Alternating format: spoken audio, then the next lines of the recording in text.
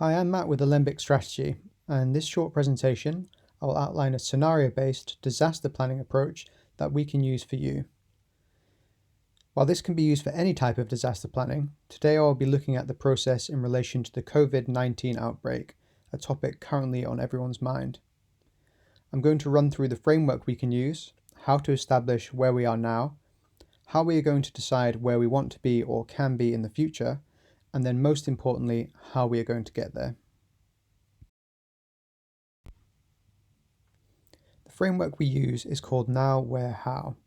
The process is important, as with many high-pressure situations, like a crisis, we tend to jump straight from where we are currently to firefighting and what we're going to do to solve the problem. It's important to be patient and to take a bit of time to work out where you're going to be, even over a short period like 90 days. Then you can come back with that context to where you are now and what you're going to do to get to your desired outcome.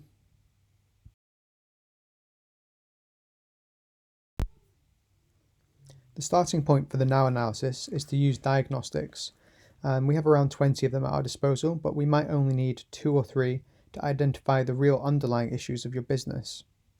We need to address the issues and not the symptoms. If we chase symptoms, we'll never get to the root of fixing the problem.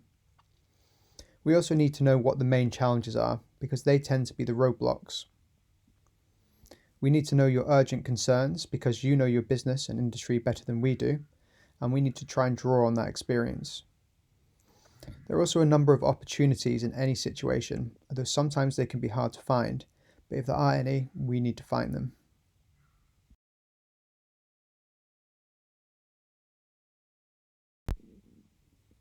Once we have the now analysis worked out, the next thing we need to do is look at where we're going to be, for instance, in 90 days' time. The first thing to do is look at the current vision you have for your business and how COVID-19 is affecting that vision. We do this by looking at 3 scenarios to make sure we can cover whatever might be on the horizon. For example, if a business is in a low severity scenario, it would have minimal disruption and would run almost business as usual. A business in medium severity could, say, have a 10 to 20% impact on revenue, or on cash, or perhaps on capacity if people are away sick, and would carry an increased risk. If you're into high severity, this is probably a disaster planning scenario, where we could have up to 50% or more revenue loss. No matter which of these scenarios we're facing, we need to address what our plans are going to be. To help us add structure to that view, we use what are called the PESTLE factors, which are a checklist of issues which we need to make sure we're covering. PESTLE stands for political, economical, social, technological, environmental, and legal, and we need to make sure we're covering the situation from all of these angles.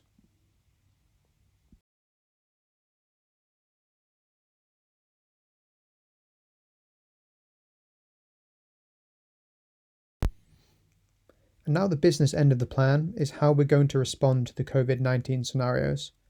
The first point is to make sure that the plan is capable of success in each of the 3 scenarios we just went through. We need to have a think about what could stop us, because the science tells us that normally we have around 30% success rate with any change initiative.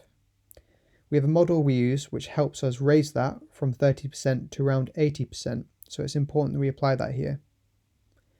We first need to work out what the key issues are going to be for the next 7 to 30 days and assign them priority.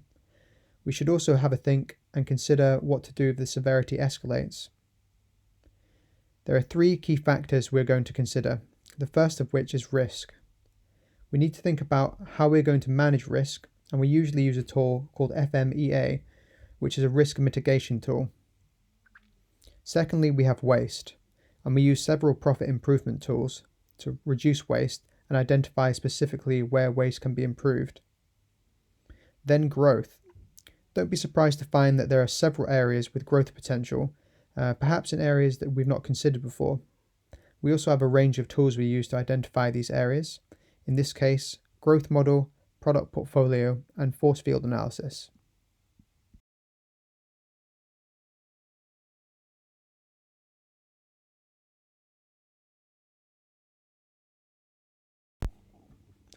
So how do we document the plan? The objective is to collect all the core actions into a clear 1-page plan for the next 30 days. The process can then be repeated and the plan refreshed. This keeps the plan current and up to date, although you may also benefit from weekly operational updates if the situation progresses quickly. We also need to make sure we communicate the plan to all of our stakeholders. We then use objectives and KPIs to assign accountability to all actions within the one-page plan and to make sure we're moving forward.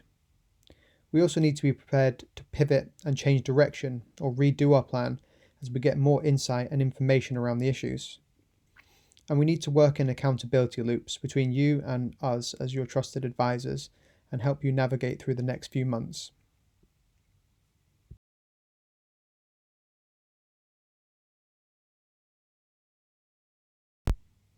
So as next steps, we need to set a time, a place and a format for the next catch-up, probably virtually rather than face-to-face at this point.